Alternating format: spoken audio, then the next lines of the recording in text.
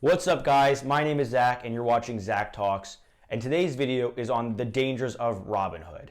Now, this is a video I wanted to make a little further in the future, but seeing all the new news articles about how they're being sued by the state of Massachusetts, they're being fined by the SEC, I figured now would be better than ever to make this video. Also, if you guys aren't subscribed yet, please click that subscription button below. I make cool videos about finance, business, stocks, specifically catered towards beginner investors. So that sounds like you and you're interested in that, please give this a like and subscribe. With that being said, let's get into it. This past Wednesday, the New York Post released an article saying Robinhood stock trading app faces regulatory heat in Massachusetts. Massachusetts state regulators filed a lawsuit on Wednesday against Robinhood, alleging that the free stock trading app aimed at millennials pushed its inexperienced users to buy and sell stocks and failed to enact controls to protect them. The 24-page complaint, the Massachusetts Security Division claims that Robinhood exposed users to unnecessary trading risk and did not meet strict fiduciary standards that the state adopted last year, requiring broker-dealers to act in the best interests of their clients. In addition to not charging fees for stock trades, the complaint alleges that Robinhood encourages continuous and repeated engagement with its application through push notifications and its signature digital confetti. State regulators claim one Robinhood customer with no investment experience was allowed to make more than 12,000 trades in over 6 months. At the heat of Massachusetts beef is Robinhood's controversial gamification of trading that encourages users to keep buying and selling stocks, building the company's volume of trade orders that it sells to outside firms to execute. So what's Massachusetts talking about? Why are they suing Robinhood? It seems just like a beginner, user-friendly investing app that makes it easy and fun to quickly buy and sell stocks and is entertaining. So why are they being sued? Well, the same things that make Robinhood really fun and easy to use are the same reasons it's also really detrimental to beginner investors and can even in fact be dangerous. Just this past June, a 20-year-old Robinhood user committed suicide after losing over $700,000 in a single day. Well, the user thought they lost over $700,000 in a single day. This isn't exactly what happened. The user was trading option contracts, more specifically bull put spreads, which are an exotic form of option contracts really only suitable for experienced investors.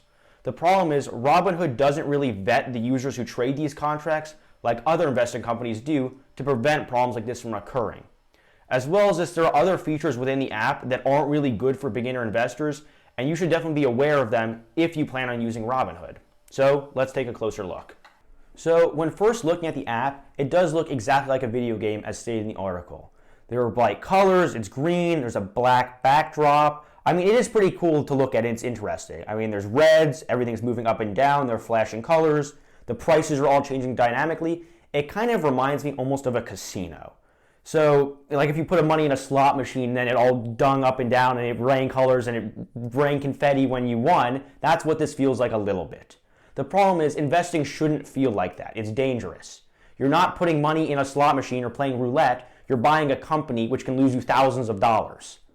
So that's the first thing. I mean, it's not really a flaw, I guess, but it's something to be aware of, that you shouldn't treat this like you're gambling or like you're at a casino. The next thing to notice is that you really can't tell that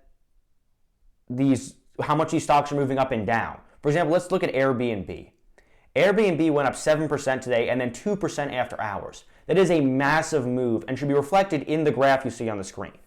The problem is, when we look at this and compare it to, let's say, the Dow Jones Industrial Average that only went down 0.33%, the graphs look almost identical. Yes, they moved in different directions, but in the extremity of things, it looks the same. You really can't tell that one went up 10 times as much. And that's another problem to be aware of, that you really can't tell exactly how much things are moving or even really the price of stuff. Moving on from this, they have emoji, or actually I think where is it on this page? Yeah, they have emojis. So again, it's kind of like a game. Again, emojis aren't bad, but real investing companies don't use emojis. You shouldn't be using rocket ships for updates or strong arms under Bank of America for when you purchase an order. Again, it makes it feel very gamish, which is not a game. Furthermore, you also really don't know much about the companies you're purchasing. You have to treat investing like dating. You're trying to find a girl. You're trying to find a girl you like, that you can put your money in, that will make you money. It's not Tinder where you're just swiping right and hoping you get lucky one day. You can't treat it like that. You're going to lose thousands of dollars doing that. You need to know a little bit more about the company. So just looking here, let's say we look at Airbnb, for example. I'm assuming most people know what Airbnb is and what they do, but let's pretend you don't. The first thing you see is just how much their stock price is moving, just like the video game effect. Then you see a couple statistics on it, the volume, the open, the high, the low. Again, basic just statistics when buying a stock. You get a little bit of news articles on them. You get a related list, and then the next thing you get is the people also bought. Kind of like Amazon. Again, they're trying to sell you more companies that are kind of in the same field as this, but usually not. I mean, these are all just cloud-based computing companies they're showing me that really aren't anywhere near the same as Airbnb. They just move up and down the same amount and are hoping to get the same level of excitement out of you, which is why they're trying to sell you these stocks. So in general, don't buy these just because you bought one of the other ones. It's kind of like Amazon. You're not purchasing similar products. It's a stock. Also, you get this small little blurb at the bottom telling you a little bit about Airbnb and then the CEO, again, which is not much information. It's a good start and it's good to look at, but if you actually, again, plan on buying stock, please do a little more research than this and don't just buy it based on the graphs movement and the little about section at the bottom of this page.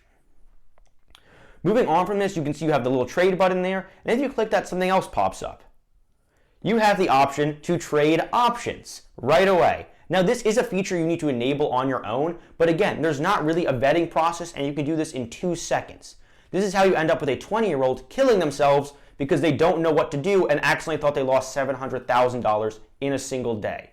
So unless you know what you're doing with option contracts, which if you want to learn more, please do so and give it a shot, but just make sure you know what you're doing with those because it's really not a beginner tool to mess with, and you can really lose a substantial amount of money in seconds.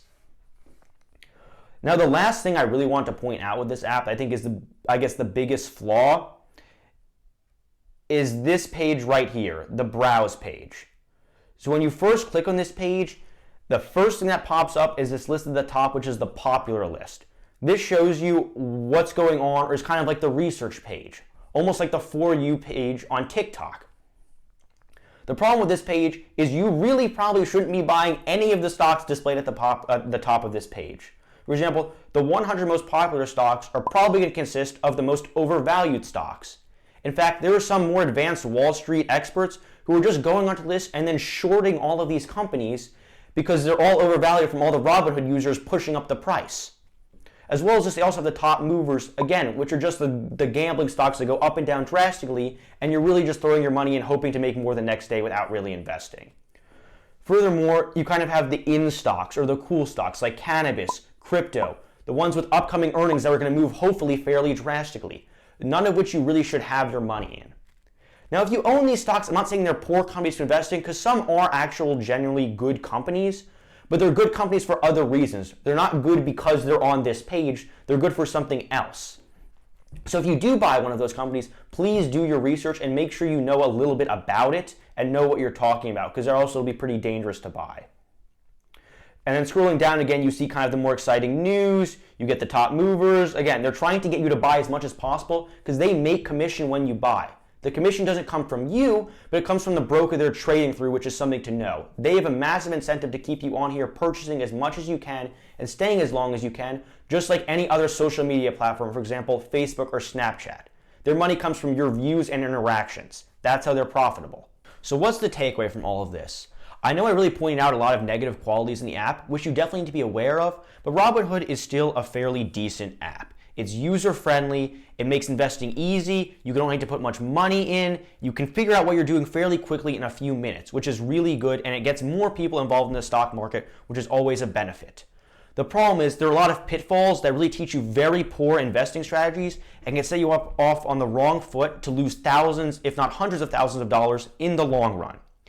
So please, if you decide to use this app, and I actually do recommend it for beginning investors, please know what you're getting into and understand where you can fall down bad rabbit holes and lose lots of money.